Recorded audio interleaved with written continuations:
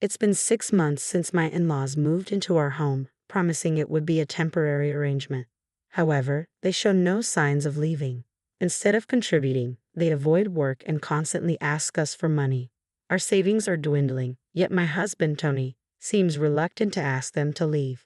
Whenever I glance up, I catch my father-in-law and mother-in-law smirking at me, pushing me to the brink of my patience. If they think they can mock me without consequences, they're sorely mistaken.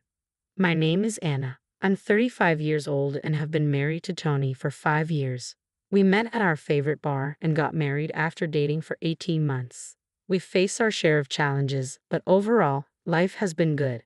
Tony, what time do you think you'll be home today? I asked, trying to keep my frustration in check. Maybe around 7 o'clock p.m. I might have to work late today. For dinner, just make something when we get back. I'll be watching TV till then. All right. Although we both work, I handle all the housework. We initially agreed to share responsibilities, but Tony hardly helps. When he does, it's usually to complain. Argue only leads to more disputes and he just stops doing chores altogether. It's quicker if I just do everything myself. This has been our routine since our 2nd year of marriage. Then one day, I came home from work to find Tony deep in conversation on the phone. Oh, okay, that's fine with me.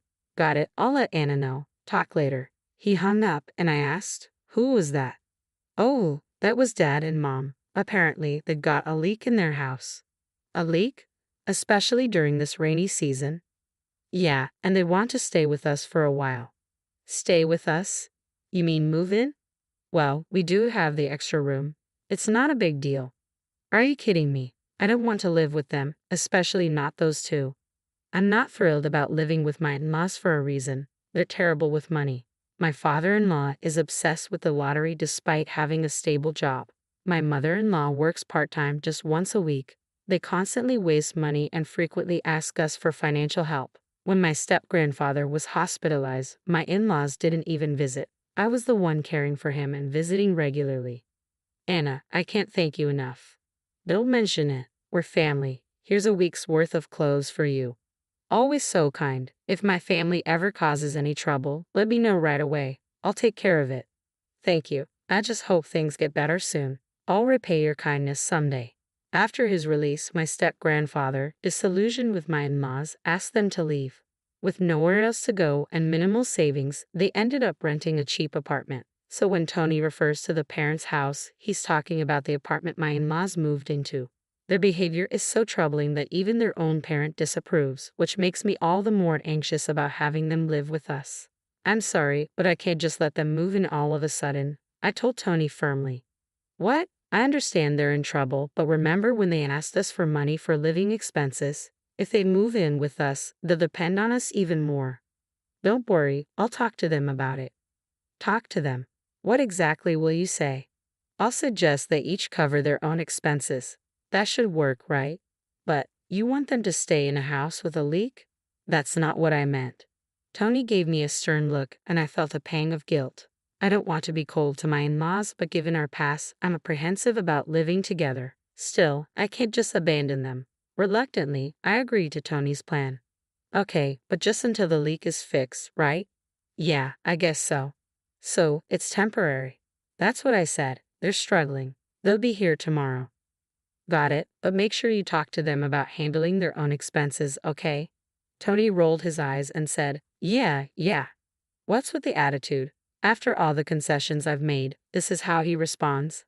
All I can do now is hope the repairs get done quickly. The next morning, while it was still early, the doorbell rang. I answered the door to find my parents-in-law standing there. Hi, Anna. Good morning. Anna, it's been a while. Shall we come in? Father-in-law, mother-in-law, I thought you were coming later today. Well, we were going to buy some lottery tickets first, but we spent all our money yesterday. I had planned to use the winnings for a salon visit, but now look at this mess. I couldn't believe it. If they'd spent all their money, just how much had they wasted on lottery tickets? Could they really manage their own expenses? My anxiety was through the roof from the start, and as I feared, my worries soon came true.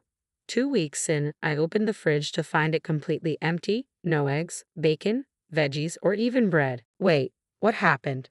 All the food was here last night. Mother-in-law, coming down the stairs looking groggy, Asked morning Anna. Is breakfast ready? No, because all the food from the fridge is missing. Did you? The fridge, the eggs, the bacon, the bread. I was saving that for breakfast. I couldn't hide my frustration. Mother-in-law's face brightened. Oh, we had that as a midnight snack. You ate everything as a midnight snack. We were hungry. Me, your husband, and Tony. We just cooked up what we found. Without asking me, it's not just about being family. I had plans for that food. Well, I'm hungry now.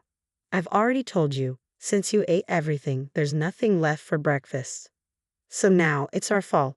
Maybe if you stocked up better. What? Just get something for breakfast now. I was fuming at mother-in-law's selfish comments. The idea of shopping for breakfast ingredients when I was about to head to work was ridiculous. I quickly got dressed and left for the office without saying a word. Soon after, I started receiving angry text messages from both Tony and mother-in-law. Where are you? Husband and Tony are up. Hey Anna, where did you go? My parents are hungry. You didn't go to work, did you? What about our breakfast? Anna, don't ignore mom's messages. It's rude. My phone buzzed constantly with a flood of pointless messages. Naturally, I didn't respond and ignored them all. When I returned home, Tony and my in-laws were there, arms crossed and visibly upset. Waiting for me, Tony glared at me and spoke with frustration. Anna, what the hell? What? Mom and Dad were starving because you ate everything. And wasn't the agreement that we all contribute to living expenses? Yeah, I'm paying for everything. Stop making a fuss every time. So you see, it's not just a fuss. This is important, and the living expenses. Well, that was your idea. Enough. I'll cover Mom and Dad's expenses. Just take care of the housework, okay? After shouting at me, Tony stormed off to the living room. My in-laws stood there, smirking at my expense. Why am I being blamed for everything? This whole mess started because of them, not me. From that day forward, their condescending attitudes only seemed to increase. Despite my mounting frustration, I tried to manage each day as best I could. Then 6 months into living with my in-laws, I checked our joint bank account for the first time in a while and was stunned by what I saw. What? What's going on? Nearly $20,000 is missing. The balance was far lower than the last time I checked. There were not only direct withdrawals but also transactions from the debit card that Tony uses.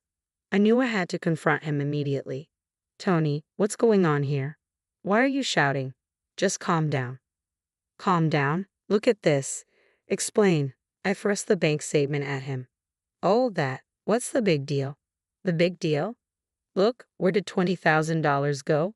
This is the account for your debit card, right? What did you spend it on? It wasn't me. I gave that debit card to Mom and Dad. What? The shocking revelation made everything go dark. I was desperate for answers. Why are they using a card linked to our joint account? What choice did I have? Mom and Dad said they were broke, and I promised to cover their living expenses. Well, I didn't know about that. If you made the promise, Tony, you should have used your own account. Why did it come out of our joint account? Ah, you always blow things out of proportion. What's the big deal? They're family too, right? I was fed up with Tony's blatant misuse of our funds. All the frustration I'd been holding back surged to the surface. I've had enough. Just because they're family doesn't mean they can do whatever they want. That account holds half of my savings too. Out of the $30,000 we had, $20,000 is gone, $5,000 more than your share. Since when did you become so greedy? It's really unattractive. I'm not being greedy, but how long are you planning to let your parents stay with us? It's been 6 months. The roof repair should have been finished by now. Raising my voice, I stared at Tony, trying to process his words. Repairs? Oh, you mean for their place? They decided to give that up. Wait, give it up. They said this place was cozy and didn't want to spend money on repairs, so they ended their apartment lease. Looks like we'll be living together for the foreseeable future. This had to be some sort of joke. I hadn't agreed to this. Who cares what you think? They're family. You're just a daughter-in-law. Sit down, be quiet, and deal with it. A surge of anger, unlike anything I'd ever felt, coursed through me. Is that how they see it? That I'm the villain here? If that's the way they want to play it, I'm done holding back. Determined to take action, I picked up the phone and called someone I needed to come over. A few hours later, Tony's step-grandfather arrived in response to my call. The sight of him visibly unsettled Tony and his parents. "Gee, grandfather, what are you doing here?" Tony stammered. Before Tony could say more, the step-grandfather spoke firmly. "What do you think you're doing?" Anna filled me in on everything. "Gee, grandfather, why the sudden visit?" "Anna told you. We haven't done anything." "Be quiet, Tony. How could you, as her husband, not protect Anna from this mess? And you too, what kind of parents are you to behave like this?" Tony's parents quivered under the step-grandfather's intense gaze. "Dad, you don't understand. There's a reason." "No, no, no, father-in-law. Anna's just making things up." "Just making things up. You've been spending Anna's savings without asking." "Calm down, Dad. Our apartment had a leak, so we—" "Exactly. We only intended to stay here till the repairs were completed." "Right. Anna says you left the apartment without informing her. Should I contact the realtor to verify?" "Dad, wait, it's not as simple as that. We've got a situation." Frustrated, the step-grandfather interrupted. "You all need to stop this. You might think you can do whatever you want because I'm not around, but you're mistaken. I'm glad I exchanged contact details with Anna for situations like this." Dad and Anna exchanged contacts. When? "Be quiet. Do you understand how generous Anna has been up to now?" "Yes, we're sorry. Listen, if you've ever caused trouble for Anna again, I won't hesitate to cut ties with all of you and expose your disgrace to the entire family. Do you understand?" "Yes, we understand. We won't do it again. Please forgive us." Tony's parents, tearful and desperate, pleaded for mercy as the step-grandfather made his demands clear. "You have 1 month to repay every cent of Anna's money. If not, I'll sever all ties, and Tony, from now on, I'll be living here with you. Any objections?" "Live here with you? Got a problem with that, Tony?" the step-grandfather pressed. "No, not at all." Tony and his parents were visibly shaken by the step-grandfather's words. Afterward, the step-grandfather had Tony's parents removed and took on the role of guardian, moving into our home. Meanwhile, Tony's parents rented a cheaper apartment and are now working hard to repay the money they owe me. The father-in-law can no longer indulge in his lottery fantasies, and the mother-in-law has had to increase her part-time work to 5 days a week. Without the luxury of free spending, they are clearly struggling. Since the step-grandfather moved in, Tony has stopped making demeaning remarks toward me entirely. If Tony even tries to complain, the step-grandfather is quick to step in. "Tony, don't act superior in front of Anna." "Grandfather, that's not what I meant. I heard you talking back to Anna." "I'm sorry. I won't do it again." "If you dare repeat that behavior, you'll face the same consequences as those other two. Please just spare me." From that point on, Tony began helping with household chores, which significantly eased my workload.